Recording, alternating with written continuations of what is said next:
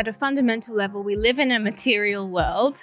And I am a material girl. Should I ruin the friendship? Oh, no one's laughing. I think that's funny. Does it matter who pays for the first date? Makes your money a force for good rather than just getting in the trap of consumerism. Transparency versus secrecy. So then when you deal with these money challenges, you're navigating it for the first time. You don't know what's going on. You haven't made decisions as a couple. Should married couples share one bank account? Whoa, this gets super deep. People don't really talk about it enough. Are we going to be able to pay for rent and for food and for the things that we needed? The old ball and chain. But what does friends first mean?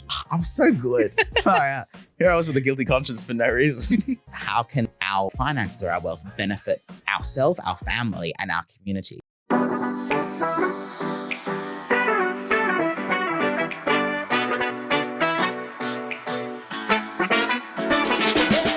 Hello and welcome back to That Married Couple Podcast. I'm Nava. And I'm Kian, and we are so excited to have you with us today. Yes, today we are going to be tackling finances, whether they should be shared, how to navigate them as a couple, and a whole bunch of other things. Yes, we're also going to be going into the wild to see what the public has to say about all this. And we'll be answering a question sent in by you about ruining the friendship. Ooh. And as we dive into today's topic, we want you to think of us as your married besties talking love, life, and learning as we figure it all out together. Yes, and this is your reminder to follow, leave us a 5-star review on Spotify, like the video on YouTube, hit the subscribe button, hit the notification bell, do all the good stuff that you are doing. All the good stuff that you are doing. But I'm pretty sure how many percentage of people are not subscribed? 60% of you, or maybe it was 68% of you are not subscribed. I feel like it was high. It was 70% of you are not subscribed. 100% of you are not subscribed. If you're in that 70%, subscribe right now. Please. Thank you. And if you do, you may get a special reward. Love. Remuneration, potentially. Oh, that's crazy. Okay. So we are going to start with a segment that I have come to love. You have come to know and love. We've actually heard from you guys. You've come to love? You didn't love it originally? I have always actually loved it. But people love the games, but people also love This Might Be Random But. So in the spirit of This Might Be Random But, I'm going to share my random thoughts that I've had for the week. Okay, Nava, what is your This Might Be Random But thought for the week? So, I turned 25 on the weekend. What? Happy birthday. Thank you. Kian planned the most incredible special surprise weekend, or 2 weekends. It was just the best ever. Check out our social media. That Kian guy's pretty cool. Yeah. Anyway, and I was reflecting on some of the learnings that I've had throughout my 25 years. Well, 24 years, however many years it's been. 24 years for me, yeah. Yeah, okay, anyway. This one is for all the people pleasers out there. Something that I've been thinking about is that what you want is allowed to be a consideration in a decision-making process. Mm-hmm. So essentially, throughout my life, when making decisions, mostly it's just been like trying to navigate other people's interests. Trying to navigate other people's interests? Navigate them. But just trying to make everyone happy. What I wanted has just been, I want everyone to be happy and I want to find a solution that makes everyone else as happy as possible. And I haven't really thought about what I actually want until recently. I was like, what do you want? What do I actually want? And it actually took some effort to think about, okay, regardless of what other people want, what is it that I want? And I'm allowed to bring that to the table as a consideration. Yeah. And I think on this, for those people pleasers out there, I think that's very relevant because I think there are some people that just don't factor that into their decision making. And I think, like you're saying, it just wasn't something that was even on the table. There are some people that maybe go too far. And to your point, it's this balance of, it's not you saying like, I need to put my needs first above everybody else. And that's the most important thing. But it's this balance of, whilst you are looking at everything, you can also put your own needs, you should put your own needs in that decision-making process, right? That's what I'm... Initially, I thought thinking about what I want is selfish, right? And I thought, okay, selfless equals good. And yes, to an extent, but I was, one, assuming what other people wanted. So I think that's actually... Yeah, true. Egotistical in a way, like who am I to know what other people want, firstly? But also, it's not saying I therefore need to have what I want. But it's just we consider it as we consider everyone else's perspectives as well. Yeah. So I've been now trying to, in a decision-making process, maybe write down what I want and really think about it and then just bring it to the table, but also be detached from the outcome and wanting everyone to have that opportunity to share and come up with a solution that works best for everyone, not hold tight to what I want, but just to have that as part of it. Yeah. It's something that I want to try and learn about at the moment. That's lovely. Yes. That's my This Might Be Random But. And today we're going to talk about finances, but we're going to have a lot of little discussions here and there about other things that have been on our minds. Yes. What's been on your mind, Keon Jones? Oh, so many things have been on my mind, Nava Jones. But my This Might Be Random, because I'm doing This Might Be Random too this time, both of us, is a TikTok that I saw. And that's where I get all my information from, as any well-learned and scholared person should. Good. Which is TikTok, aka an article that I watched, which said to drop rubber, not glass. Okay, elaborate. Now, what does that mean? In life, you have certain things that are rubber and certain things that are glass. Mm-hmm. And it's like your rubber things are like your work and your emails and your deadlines. And it's those things that we put so much attention to. Then you have other things in your life that are glass, and that's your family and your health and like your children and those sort of things. And that's so often in life, our focus is on these rubber things that if you were to drop them, they would bounce back. They'll be there tomorrow. If you, for whatever reason, have to take a day off work for something, it will still be there tomorrow. It's not going to be the end of the world. Whereas your family and your health, these things are glass. And if you drop them enough times, or you drop them at all, they could break. And it's this idea that these relationships are delicate and fragile, and that you should be putting them forward ahead of, say, the things that maybe at times shouldn't be your priority. And it was interesting to me for a bunch of reasons. The first one was like the obvious, well, yeah, like that makes sense. I should be doing that. And I'm like, oh, I feel like I kind of do. But then I'm like, oh, but like my work things are important and I need to make sure, like, because of X, Y, and Z. And it sort of left me in this weird, I don't know where I sit with it essentially. Because I feel like it's nice in theory, and I do agree with it. And definitely when it comes to things like kids and your spouse and stuff like that, I'm like, yes, like at the end of the day, that should be the priority, because those are the things that stay with you your entire life. A career, a job is transitory. It doesn't stay there forever, and a career can change. And a certain meeting, like they aren't things that will last you the rest of your life. Whereas ideally your relationships will, and the impact that you have on other people will. The impact you have on missing a presentation, let's say, maybe it hurts the bottom line for like a week, or your manager's annoyed at you for a week. But in a situation where like you don't want your wife to be hold like this kind of challenge, or your kids to hold this challenge with you for a longer period of time. I don't actually know fully where I stand with it. What are your thoughts on it? I feel like from everything you've said over the last few weeks, I would assume you hardcore stand with it. Because I would say that for me personally, I felt very overwhelmed by the rubber in my life recently. In terms of uni, in terms of work, all of these deadlines piling up. And I also feel that the rubber feels like glass because there's impending deadlines. It's a cool way to look at it. Whereas with the glass items, they're not screaming at you that you have to do it by this time and this date. They're just always going to be there in a way. Yeah. But like, for example, I've been feeling, as I said, overwhelmed with the rubber. And you've even mentioned to me, like, okay, you didn't say, like, how's the glass going? But you were like, can we please focus on our relationship, make sure we have time for each other? What can I do to help the burden of, I'm now using the terminology, but help the burden of the rubber things to help sustain the glass, all of that. I feel like you've been encouraging me to do that. That's actually I think you've hit it there, because I think what I was unsure about is that for me, so often, like you said, the rubber feels like glass when it's not.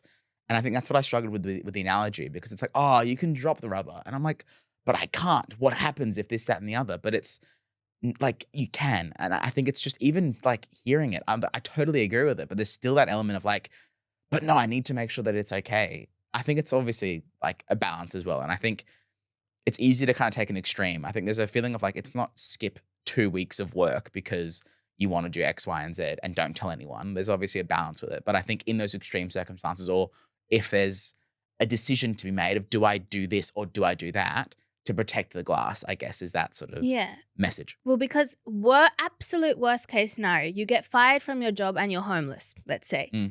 at least we're together Yeah. and we're dealing with that together. Yeah, true. If our relationship falls apart but you have a lot of money, who cares? Well, it's interesting, and this will kind of take us and segue us into the episode, because one of the things that it called out as being rubber was money. And I chose not to say it unconsciously, because I was like, this is a great segue. Did not plan this.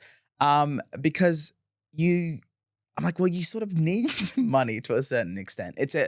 For a relationship, I feel like it's a bit of a fundamental part of, say, a marriage is some level of income. Is it not? Is it not sort of, there's a need for it in some sort of way? I mean, I think at a fundamental level, we live in a material world. And I am a material girl. No, but you need, like, the world is run by money, right? Essentially. You need Mr. Krabs is out there. Money, money, money. Okay. I don't get the SpongeBob maybe SpongeBob isn't as big for everyone. But you need it to get food. You need it, but you don't need it in your heart. Whoa.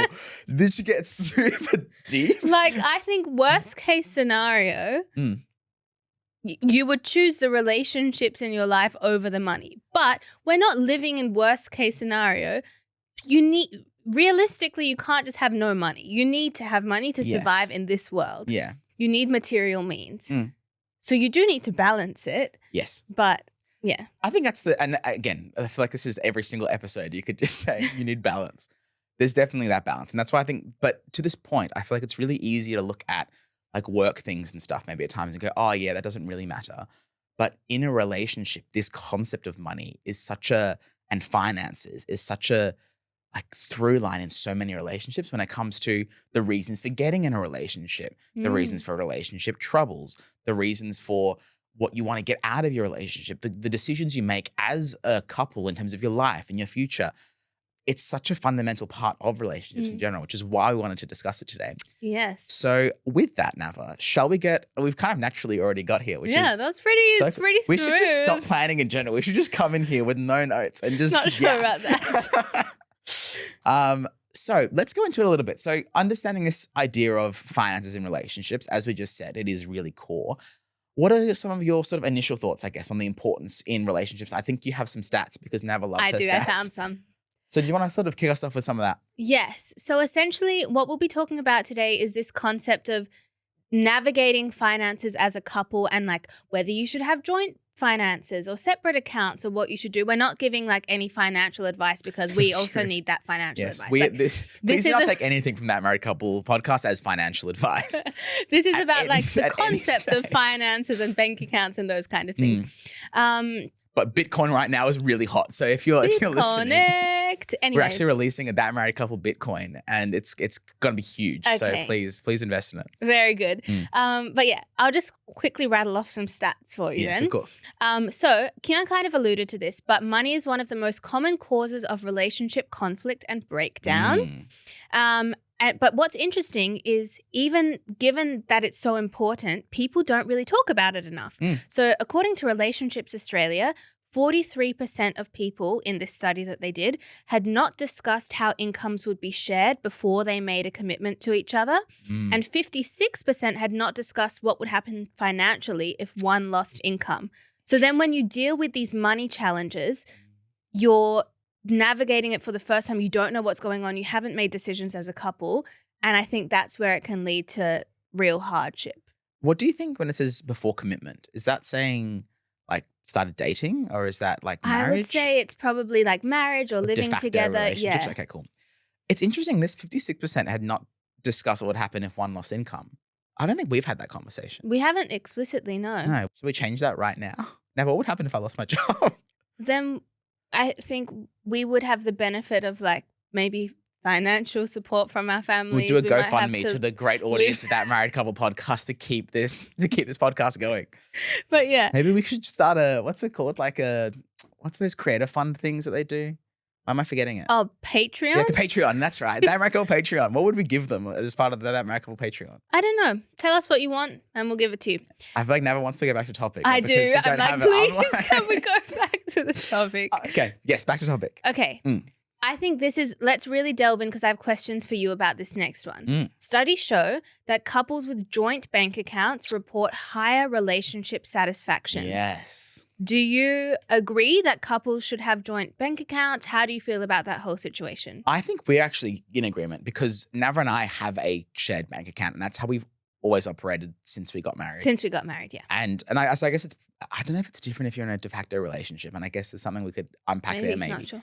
But as a married couple, I am of, at least in our experience, the strong belief that it just sort of sets your relationship in the right direction. And this understanding that the two of us are equals in this relationship, and that because of that, there's not a situation where it's like, that's her money, that's my money. You can do that with your money. I'm going to do this with my money. I feel like having that set up starts your relationship from a point of potential conflict, of jealousy could come into it with this like idea of like, well, how come she's doing this? Contempt and like judgment, and why did you spend money on this? And like disagreements that can come out straight away. And I feel like the way that we deal with it is we see our marriage, and in everything we do as our marriage, as something that we're doing like together, and that it's something that we're persevering for. And so as part of that, our finances is something that we both contribute to. But then also it's not like one of us just goes off and buys a boat whenever they want out of our shared pool of income. I did that once and got told off for it. Kieran and his boat. Me and my boat. There was no boat. There's no boat. Unfortunately. Unless I don't know about it. No, there's no boat. Okay, keep going. But it's this idea that then what we do is everything that we essentially more or less purchase, we have a consultation about, and we make plans about exactly how we're going to use it. And I think we can probably talk about that more a little bit later. But I also want to get your view, because that's obviously mine. Do you have anything else that you'd add to that in terms of your thoughts about shared finances versus together finances? Shared versus together. Yeah, I mean, obviously I agree with what we do. Otherwise, we wouldn't do it if we both didn't agree on having a shared account. I've heard of couples who go into marriage being like, I want to have a joint account that's for like rent and shared expenses, and then I want my own account for my own personal expenses, and you can have your own for yours. Personally, I'm not so keen on that approach, just because I think it keeps that level of separation, and it's also I feel like you have one foot out the door in a way as well. Yeah. Like when you're married, you are fully united. You're coming up with all decisions together. You're in it together. And then there's also not this feeling, as you were mentioning, of like one person might earn more, and so they're therefore entitled to more. One person might earn less, but like what you earn is my money. What I earn is your money. It's all together and a collective amount of money. But then also with that, I'm aware that having things like joint bank accounts in the past have led to things like, for example, women not being able to leave a relationship that's abusive or something because they don't have the financial means to do so. And I think also traditionally, like women weren't able to even make bank accounts in their name. So everything was in the husband's name. Yeah. But I think if you've chosen the right partner, if you've done all the pre-work necessary and you're both equally committed to making this relationship and this marriage work, it puts you in a much stronger position to have that shared bank account and to manage your finances together. Well, and I think you touched on it there. I think the nuance in it is this idea as well of control and the nature of the control in a relationship. I think what we're talking about is this idea of this sort of shared pool of funds, that we are both equals in the way that we deal with it and operate it and manage it. Obviously, if there's a situation when there's someone who's controlling of that, and it's like, and you see to your point of like in the past where it's hard for, say, women to leave relationships because they don't have that financial freedom, because maybe the husband is like not allowing them to see it or access it or even know what's going on from a financial perspective. I think that's a little bit different maybe to what we're fully talking about. And there's obviously nuance in everything. But with the nature of finances particularly, there's a lot of nuance and there's a lot of different ways to do things. I think a key thing that we want to explore today, and in general, as Nava sort of said at the beginning, it's something that, particularly when it comes to relationships, doesn't seem to be spoken about all that much. And to your point, even in couples isn't spoken about all that much. So how helpful is it to just open sort of the lid on that and see the different thoughts and views and see where we get to with all that? But yeah, I think based on that sort of initial reaction, I think we're both definitely big advocates for a single account. Yeah, I think a joint account that you both have access to and visibility of is really important. And we have been conscious not to try and talk about this recently, knowing this episode was coming out with the two of us. But we did speak to some people to get their perspectives on this. And someone shared something that I really liked. And it is that how you deal with money is just a manifestation of how the relationship is in general. So for example, division of finances is a reflection of the inherent attitude of turning away from each other, whereas sharing finances is a sign of the emotional investment you're both making into the relationship and the unity of that relationship. So I think seeing it in that way, I completely agree. And I just think it's a helpful thing to think about. Are we just being all in this relationship, investing everything emotionally and financially into the relationship, or are we a little bit one foot out the door? Well, I want to bring up, I guess, maybe another standpoint, which is that I know that many people, and that like we've spoken to, are quite strong on this idea of having separate accounts. And like I know I've spoken to friends, and there's an attitude of we have a shared account, but then we also have our own accounts for, say, like buying gifts for each other, and like we want to have our own separate thing. And I hear that a lot, of this idea of we have our separate accounts so that we can surprise each other with gifts. I don't know if I necessarily agree with that. I mean, you surprised me. It was my birthday, and Kian surprised me like 75 times. And I think, what did we do? Did you? Oh, well, a lot of it was free. Well, yeah. But I think we're also conscious with surprises, even with like using each other's phones. I can check Kian's phone whenever I want. He can check my phone. But when it was surprise time, I wasn't looking at your phone. I also wasn't like looking at the bank statements in so much detail. Yeah, so it was just being conscious about it during that time period because we trust each other. Yeah. I just feel like the surprise presents thing, you can work around it. Oh, and I guess the reason I call that out is I'm interested. I want to hear other people's thoughts, and we both do, because I think there is more to that. But that's the consistent thing I hear when I hear about having a joint account. It's so I can surprise my spouse with things, and I just don't see the full need for that. And like worst case scenario, could you not have like a shared like surprise account that people don't look at? And you or don't look at it, something. exactly. And it's like, this is the gift budget that we allocate. And then we pull from that one. To your point on like the way that it's a manifestation of the relationship, having this idea of a secret thing that the other person can't see and that I'm the owner of, it just, I don't know. I don't feel super strongly on it. But I am really keen, because I'm sure that there's other reasons and rationales that people have. And if you do have those feelings, please write a comment, send us a message. You're really keen to explore it. But I think, Nava, now I'm hearing something, because we said we'd like to hear other people's opinions. Yeah, and I'm hearing some other, and those reporters that we had on the yes, podcast. I forgot about them. We haven't heard from them in such a long You're time. right, Kian. Should we check in with them and see how they're going? Yes, let's hear from the public and from our amazing reporters in TMC in the wild. Thank you so much, Nava and Kian. We are here in the Canopy in Lane Cove, and what are we going to be asking people today, Nava?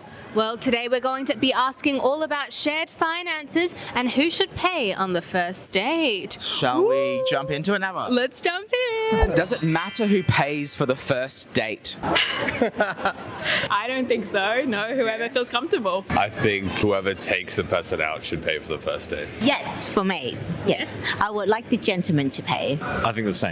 I do feel like it matters, but I guess it's also dependent on what you kind of decide on the date as well. Absolutely not. But in that respect, I feel like if both people have that attitude, I'm more than happy to like go in and pay. If I went in the first date and I'm always going to pay and Netta was like fighting me for it, I think that's really nice. However, if her expectations was for me to pay, I'd feel probably a little bit less inclined. Like, I feel like a 50-50 is also okay because it is a first date. No. No? Whoever invited the person on the date. For the first date, 100%, I don't think a girl should pay, but for example, I paid for dessert on our first date. I think that expectation is still there, but still being grateful for it, like having that attitude is still important. Yes, it matters on the first date. For me, the man, the boy. I'm gay, so it doesn't matter either or. Who paid on the first date? You did. Yes, I suppose I forgot my wallet. Yes, I suppose not. Actually, yeah. Yeah, I think so. I would expect the man to pay, yes. Yeah. Not gonna lie. Oh, yeah. I think Dad should. Yeah. Should married couples share one bank account? I like to choose where I spend my money, and I think what they don't know doesn't hurt them. Ideally, yes, but not necessarily, because it can work both ways. Because the whole idea about finances in a relationship is transparency. So one account's very easy for that, because you both see what's coming in and coming out. And you can also do the same with separate accounts if you're both transparent. No, not necessary. I have separate bank accounts. We do share a bank account, but we have our own as well. Yeah. So I wouldn't share all my income in one bank account. No, but there should be a joint account where, general outgoings. I think as long as you understand that my money is your money is my money, then however you set it up, I don't think it matters as much. It's more just what you do with it and how you think about it. I don't know if they should, but it makes life a lot easier because, again, she organises everything. So if it's all in one place, it makes a lot of sense, yeah. You shouldn't share one. You should have your own, especially because what happens if things go messy. And then, but you can maybe you can share one for like things that are just going to be easy to share. I feel like it doesn't really matter. Or we don't. It's complicated. No. But also, I think your partner, like my partner, has access to my bank account. So at the end of the day, like if he really wants to know what I'm spending it on, I think that's important. We could share an account for bills and stuff like that, common bills, but of course we need our own account, definitely. Yes, I think couples should be openly transparent about what earns what and what spends what, and there should be no secret. Yeah, I think so too. I think yes, because if you're married, you should be able to share everything, and that's including money. The main thing is just being on the same page about the finances. That's for the most important thing. Wow, and so great hearing from them. What a great, unique voice that they both have, just to give something different to this podcast. You're right. I can imagine you get tired of hearing us all the time, so it's nice that we have those other reporters to go to. Amazing. I have another question for you. Yes. Yes. So I've heard people say online and things like that they have minimum spends that they're allowed to spend from their bank account without telling their spouse about. Like, for example, someone was saying, purchases under $100 I can just make without talking about it. Over $100 I need to check with my husband or whatever it might be out of the joint account. Do you have any thoughts on that? I have some interesting thoughts here because when we first got married, we would talk about everything. And it was kind of exhausting. It was really exhausting. It's like, oh, I'm going to buy a chocolate bar for $2. Is that okay? And it was like sure. Like, why do it? Like, there's balance, obviously, in the nature of that. And I know that we naturally, I think, sort of fell into that.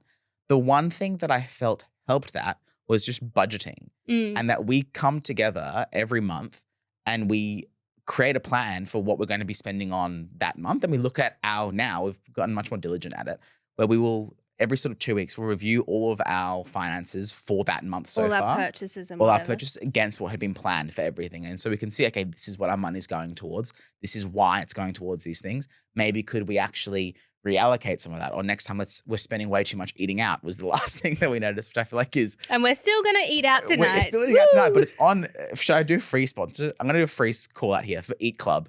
If you don't have Eat Club, you should get Eat Club. It's like free food, kind of. It's like discounts and everything. But also Eat Club, please sponsor us. Yes. Maybe let's just send this to Eat Guys. Tag Eat Club in the comments below. I love it. I love it so much. And I tell everyone about it whenever I can. But you just get discounts on eating out places. But we do that. Still would be much better actually buying stuff. And we do that normally. Anyway, He to means this actually point, making stuff at home. Yes. Your point is what? to the point of having that sort of budget, and then what we've spoken before on the podcast, our monkey business, where we come together and we speak about our life and our plans and yada, yada, yada, I think puts us in a position where I feel more freedom to operate within that set budget, if that makes sense. And I'm like, okay, well, I know that roughly I can spend, if I need to, $20 a week on lunch if I have to.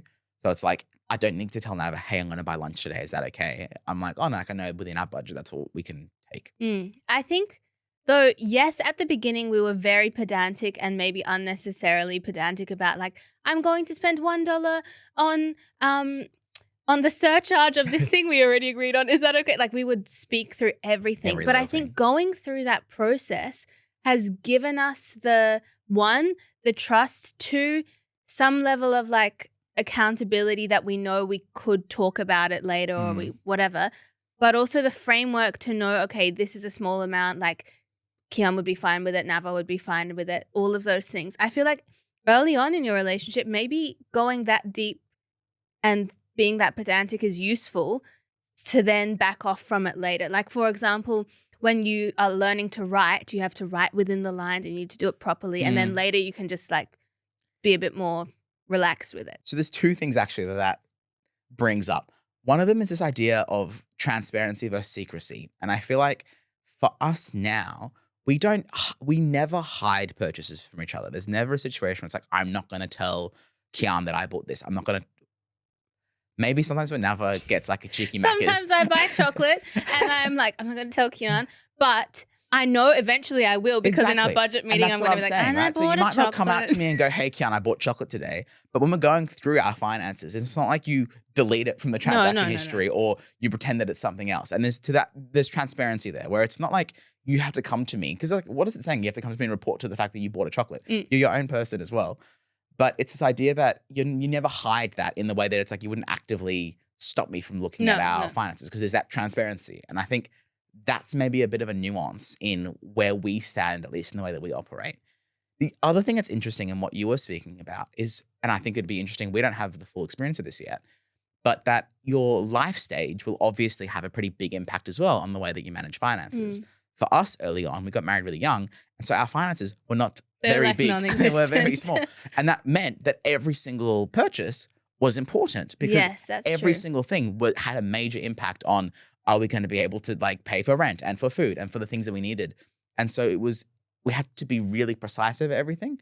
And then as I'm guessing, you get more and more, like you progress through life, ideally that pressure maybe shifts and then what your finances are will become a little bit different. And so now maybe our pressures are a little bit different. So we don't need to agonize over every single little transaction, but we still need to keep accountability like week on week and month on month.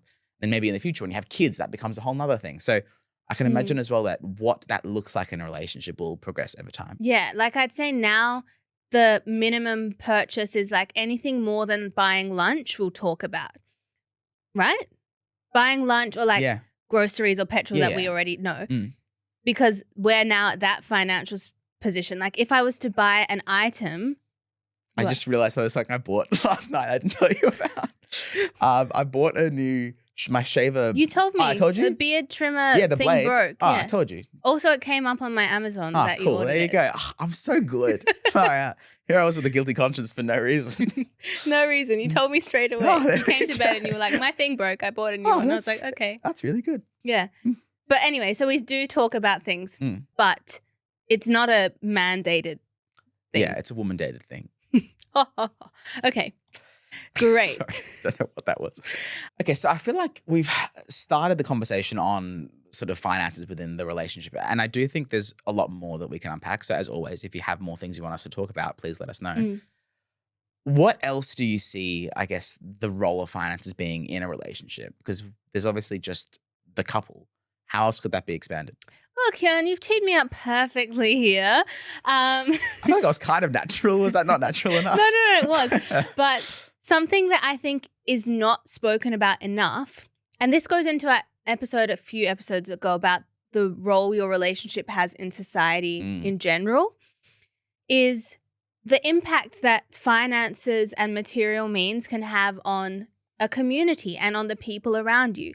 Yes, often when we talk about finances, we talk about my money, your money, and our money. But what about how our money influences the people around us and how our money can be used for good? I think it's very rare to think about our money benefiting the entire community. But I think that framing, and again, seeing your relationship as more than just the two of you, but having an impact on heaps of people can be really helpful. And also makes your money a force for good rather than just getting in the trap of consumerism and capitalism and all of that. So I'm interested, very genuinely, we speak about, it's easy for me to see how a relationship can be a force for good for people in general, right? And like how a couple can help a friend who's in like a bad situation and that there's this role that you have with the people around you. From a financial situation or a financial standpoint, what does that look like? I could use my own words to answer it. Yeah. But I think the quote that I've got here is going to answer There's it one better. that's been prepared So earlier? here's one I prepared earlier. So this is from the 19th of March 2025 message from the Universal House of Justice, which is the world governing body and the body that provides guidance of the Baha'i faith. So we spoke about this message a few episodes ago when we were talking about the role relationships can have on society. But this is paragraph 13, if you want to search it up. It's all about finances. And we've just got an excerpt from that paragraph. Kian, do you want to read it? Sure thing. I'll also bring it up with my great editing skills. Wow. Attention to financial affairs is an essential aspect of a coherent and flourishing family life. and of the involvement of the family in a burgeoning community. Consultation between the wife and husband, and with the children as appropriate, will determine how this material concern is to be balanced with the many other features and obligations of family life. Wise and attentive stewardship of family finances must take into account many considerations, including how money is earned, spent, and saved, how the education and well-being of the children are maintained, how much is to be allocated to support community affairs. In responding to these and other such questions, the family provides a space to learn in practice about generosity, responsibility, the difference between needs and wants, and the management of material means. Thank you for helping me with that. No worries. There's so much, and we're very lucky. I think so much of the concepts that we speak about in general, both on this podcast, but also in our life, come from messages like this that have such a fundamental part to the way that we live our lives. So it's really interesting properly unpacking it as well and seeing some of those key themes that come out of it. So to the question that I asked around how does it look like from in a relationship in terms of this concept you were speaking about the impact that your finances can have as a couple on the rest of society, what does this sort of tell you about that? I mean, one thing is the education of the children, the money that you spend on their education can then have an impact on their lives, on many other people's lives around them. Also, in terms of this concept of generosity, giving to people in need, all of that kind of thing. What else does it say? It says how money is earned, spent, and saved. And, the difference between needs and wants, I think, is very important. It's, I think, very easy to get caught up in this, as I said before, this consumerism stuff, and just want more and more and more and more, and then end up being a bad person, or then end up spending all of your time trying to pursue that wealth. I think it has so many impacts. And I guess actually I'm thinking on that as well. When we think about a couple and financial planning, for example, setting goals that are beneficial, obviously, to your family, but also to the society as a whole is a useful thing. And you can see how if you're, say, driven, you mentioned materialism, consumerism, if you're driven by the getting a certain kind of car or a certain kind of house, you can see how that's a way to sort of get trapped in, I don't know, comparison to others, or a sort of financial pursuit that doesn't end up actually meaning anything. And to the whole thing of money doesn't buy happiness, right? I can see how if in a couple, that's what you're constantly striving for, is how can we be more financially well off? It's kind of a road to nowhere. Whereas I feel like to this point, if you're thinking about how can our finances or our wealth benefit ourselves, our family, and our community, I think it just shifts those goals and exactly what it is that you strive for in a way that I think benefits the nature of your relationship as a whole. And I think what's special about this message and the Baha'i teachings on finances in general is that it's not saying that the accumulation of wealth is not necessary. It's not saying that these conversations just don't worry about money. We live in this world that is a material world. It keeps coming back. And we are material girls. But you know what I mean? We need material means, right? It's about how you spend it. It's about how you acquire these material means as well. And the methods in which you're doing it. It's just, I guess, reframing it. It's not to say you don't need money. It's how can I do this in an ethical way, in a purpose-driven way, and how can I spend them in a way that benefits others as well as me and just me and my spouse or me and my family. Well, and I guess talking on this, it speaks on it in this message. This idea of family and involving the kids in financial discussions is a really interesting one, because I feel like in so many families, there's a deliberate aim to keep children out of finances. And it comes from a very good place of we don't want to stress them out or make them worried and don't burden them with the troubles of it. And I definitely think that's, in my eyes, it's probably the right thing to do to keep them out of the stress of it maybe. But there is something to be said around the sort of benefit you give from providing your kids the financial literacy and understanding early on in their lives to understand how finances work, to understand the decisions that a family is making. And I know that there's a really great example from your mum, actually, and her family dynamic that she had growing up. That was really interesting, and it kind of touched on this. Do you want to talk about that? She told us the other day randomly. I'd never heard this before, but she said that her it was also unprompted, I think. It wasn't about this It was episode. not in relation to this. It was talking this was coming up and we're like, wow, that's so relevant. Yeah. She said that growing up, her family would have weekly family consultations where her parents would share all of the decisions they were making, whether it was like, we are going to buy this land, or we're going to make this financial decision or that financial decision. And even growing up as young kids, they would be consulted and asked how they felt about it. And that made them really feel part of the family. It made family unit. Yeah. So it's not just like things are happening to you, but you're actively part of this consultation. And obviously, like at the end of the day, the parents are going to make the decision, but they might actually be influenced by what the kids have to say and the benefit that that has, like as you were saying, in terms of the kids' financial literacy, in terms of also the kids' confidence to contribute to decision-making processes. I just think it's really cool. Yeah. And there's a certain level of, I would say maybe natural privilege or fortunes that certain families will have that maybe changes the nature of these discussions. So I can imagine some families might not have the luxury of having those discussions as easily, I would imagine. Yes, like, because if you're that's in true. real financial strife, I can imagine maybe that's a really difficult thing to speak about with kids. But I don't know, like I wonder, is there even benefit in those situations to have that kind of discussion, to sort of say, I don't know, because Maybe if you there's a have the balance, bandwidth obviously. to be able to frame it in a way that isn't burdening the kids. Like if it's just a matter of like, okay, so we have this much money, we're going to spend this much on food, we're going to spend, like you break it up like that. You're I even was showing that. watching a video last night, and this person seemed to be a little bit more privileged, but he took his son to the shops and he gave I him saw this. $15 and Yeah. it was like tokens, and he was Yeah, like, yeah. okay, you can buy $15 worth of food, and he was teaching his son that he might have to swap things out, or he might make decisions based on what he really wants. He can't get whatever he wants. So I think if you're able to have the bandwidth to frame it in that way, it's very helpful to have those discussions. Yeah, but obviously we also haven't been parents yet, so Yes, don't know that all is of this. true. This is all hypothetical from Yeah. our perspective. But yeah, not burdening the kids, I think, is important too. But I think that was a really great conversation around finances as a whole. And obviously, we are not experts. This is us just kind of speaking about our opinions and our thoughts. And we'd love to hear anybody else and what they have to say and what you have to say. So please feel free to write in, send a comment, anything you'd like. We'd always love to hear from you. Yes. Okay, now that we've done that, I think it's time for a segment we've all been missing, Kian. Yeah, we didn't play a game today. I'd love to play a game. Well, instead of a game, we've got everyone's favorite segment. It's Question Time with Nava and Kian. Yeah! Amazing. Kept it going for a bit there. Did you see that? I A didn't little bit of actually extra notice. I was falsetto just in for the you at home. moment. Yeah, see, Yeah. I was really trying really hard Oh, that time. okay. Well, we're keen to have another question sent in by you. Yes. And so we actually have a few different questions today, but they all relate to the same sort of idea of, should I ruin the friendship? I want to ruin the friendship. Who sings that? Don't know. I feel like it's a really, does anybody here know? Christina, do you know who sings that song? Nope. No one here knows. So, but that is a song that does exist. So Nava, let's go into the questions here. We have 3 of them today. Yes. Okay. So the 3 questions are all about friendship. Thank you, James, for sending it in. Shout out to you. If you want to send in a question and get a shout out, write your name so we shout you out.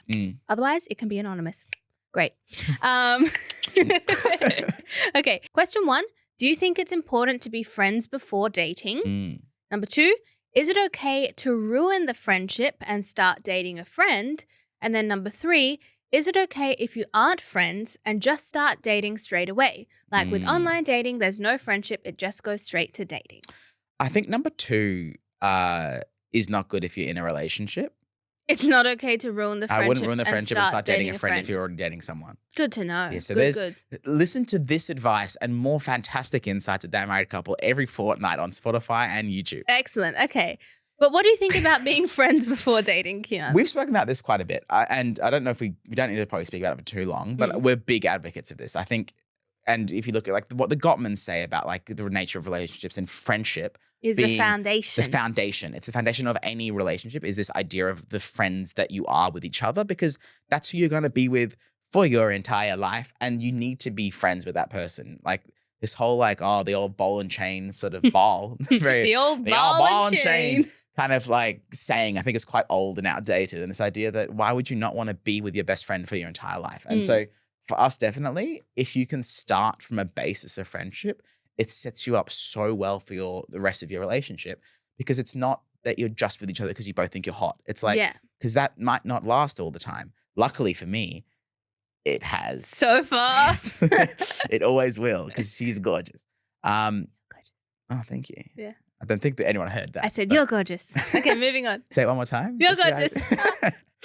That's what I think. I'm guessing, do you feel the same? Or are you going to have Yes. super plot twists? No, there's no controversial opinions here. I also agree that friendship is the foundation of a good relationship. You need to enjoy each other's company. You need to be able to laugh together, to be there for each other. Can I make a point on laughing together really quickly? Okay. Nava is with me almost all the time. And I tell jokes almost all the time. And for everyone who isn't with me all the time, they usually laugh at the things that I say and they find me quite funny. We've noticed, and our friends have noticed, that I will tell a joke and everybody in the room will laugh, and Nava's reaction will be this. And everyone's like, what? And because poor Nava has to deal with me 24/7, I feel like you're so tired of my constant joking. No, I laugh, but I often notice I laugh at the ones they don't laugh at. A lot of the ones that they go, ha, ha, ha, I think it deserves a huh. Because maybe I've heard many of them, that kind of jokes. I go, huh. And they're all like, and then for the jokes that no one understands, I like the under your breath jokes. That's like, it's clever and no one knows what it's about. And I'll be like, oh, no one's laughing. I think that's funny. So anyway. Okay, cool. So you still find me funny is what I you're do saying. still find you funny. That's yes. good. But I do think it's really important to be friends first or to have that foundation. Yes. So the what next about, one, yeah. Is it okay to ruin the friendship and start dating a friend? I've heard of lots of stories of couples that have started as just friends and then developed into something more. I mean, to an extent, I feel like we started as but there was always a spark with us. We were always. I think there's a balance here. If there's like a long-standing friendship and it's clear that you're just friends, I can see why maybe people would be like, don't ruin the friendship for that. What are your thoughts? I mean, I think if it's mutual, good. Yeah, if it's mutual, But that's what I'm saying. My thought on the ruin the friendship is why wasn't there a spark before? Does one person not find the other attractive? And then does that person who found the other person attractive, but it wasn't reciprocated at first, is there a power imbalance there? Like, that's what I'm saying. I think in those situations, that's why I'm like, if there's clearly, but it's hard for people to read that sometimes. It's just, I know for us, there was a spark straight away. We were still friends before anything else. We developed a friendship first. We kind of hung around for 4 months, was it? We didn't rush into the dating Yeah, phase. and I think that was really good. But if you've been a friend with somebody for say 2 years and there's not that spark, that like I don't know, like I guess. But then if there's not that spark, why would you start a relationship with them? I guess There must have been some spark must be to then something, start. yeah. But let us know, have you ruined the friendship with your That's now true. partner? And Yeah. how was that experience? Have you had experiences where you have tried to ruin the friendship and it has just purely ruined the friendship and you haven't got a relationship out of it? Because obviously we haven't had that experience, but I would love to know. I don't know if that's a good answer to your question, but we gave it a red hot go, Yeah, didn't we? sorry, I feel like I could have done better there, but that was that married couple podcast. Great, okay. Okay, final one. Is it okay if you aren't friends and just start dating straight away? Like with online dating, there's no friendship and it just goes to dating. I think ideally you're friends first, but what does friends first mean? It doesn't mean that there can't be a spark, but I think it means maybe you slow down on the physical stuff first. The way you hang out with each other at the beginning, maybe you try and hang out in a group setting, yeah. or in settings that things can't proceed to just dating type of activities early on. I think even if you're online dating, obviously it's harder because your intentions are very clear right from the beginning, but you can put yourself in situations to make it easier to build that friendship before other things come into play. Yeah, and I think we've spoken about this idea of like investigating and like understanding your spouses or your potential interested, what would you call it? Understanding the other person's character. And I think friendship makes it easier to understand character than, let's say, for lack of a better term, dating does, because it's an extra sort of best version of ourselves we're putting forward when we're dating. Whereas sometimes when you're friends, you can maybe see a little bit more of the person naturally. But also, like, if you do meet online, I know many people that met online that are now married and are living very happy lives. And so there's definitely like the opportunity to do that. It's not like, oh, you met online, therefore you are damned to forever never be true friends. Yeah. There's definitely that availability. I think just to your point, it's where possible. Can you really make sure that you are trying to understand that person and the friendship that sits and is the foundation and not just jumping to maybe the physical things? Yay. Cool. So be friends, build the friendship as much as possible, and maybe ruin the friendship. Who knows? Cool. Lovely. So that wraps up our episode for today. We hope you liked it. I certainly enjoyed it. Did you enjoy it? I certainly enjoyed it too, Kian. And now you at home, you say, I certainly enjoyed thank it. you so But much. write it in the comments. Awesome. So you can find us on Instagram, TikTok, Facebook, and YouTube, and Spotify at That Married Couple Podcast. Yes, and as we said, we want to hear from you no matter what stage of life you're in. Yes, and this podcast can't exist without you. As we said multiple times in the episode, please write in. Genuinely, we would love you to right now. Do it. Amazing. Thank you so much for listening. Lots of love from Nava and Kian. Bye. See you next time.